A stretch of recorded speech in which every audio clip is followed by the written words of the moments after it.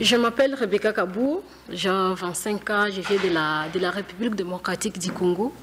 Je suis activiste au sein de la société civile et militante au sein d'un mouvement, la Lucha, lutte pour le changement en RDC.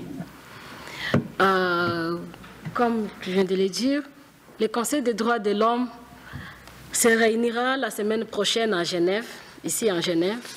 Paradoxal, la RDC, qui est bafouée des droits de l'homme de toute impunité, y siège en tant que membre élu.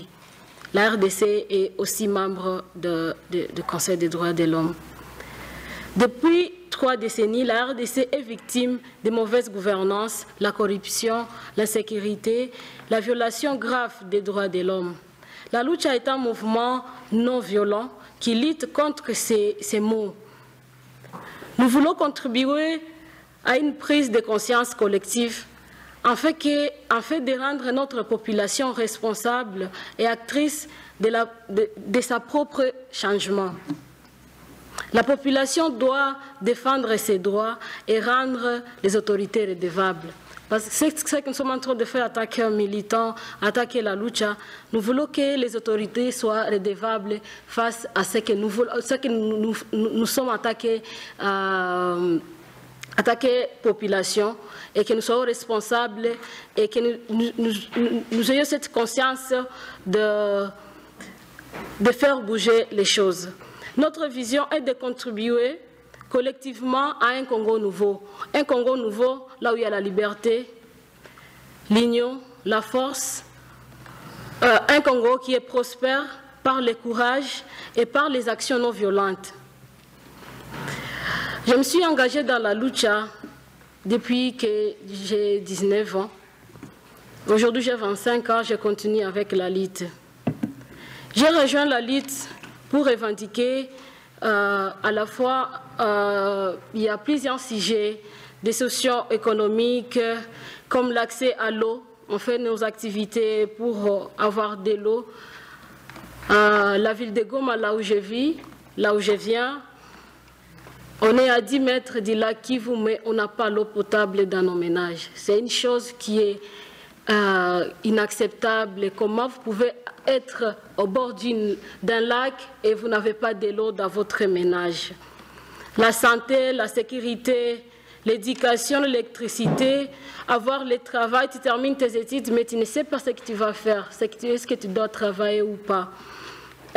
Mais aussi, nous luttons aussi dans la politique, un peu pour la corruption, l'impunité, la promotion de la démocratie par l'organisation des élections libres, crédibles et transparentes.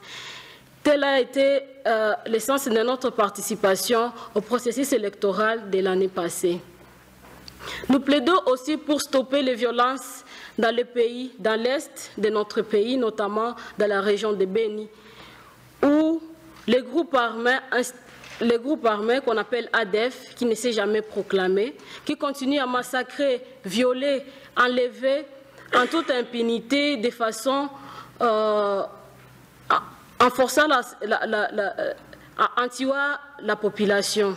Et ça cause tout ça, ça cause la fuite de la population, de migrer d'une partie à une autre.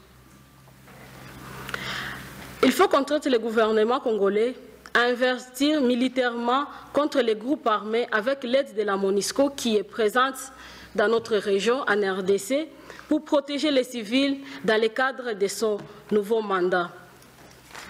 Mon engagement m'a voué plusieurs répressions violentes, emprisonnements. La première fois, j'avais 20 ans. Et en 2016, on m'a emprisonné pendant 6 mois. J'ai fait 6 mois de la prison en RDC et j'ai été arrêtée plus de 12 fois. Et cela, ça n'a pas laissé à ce que je continue avec la lutte. Parce que je sais que ce que nous sommes aujourd'hui, ce que nous vivons aujourd'hui, c'est grâce à la lutte. Si aujourd'hui il y a un peu la paix, si on a organisé les élections en RDC, c'est à cause de la lutte.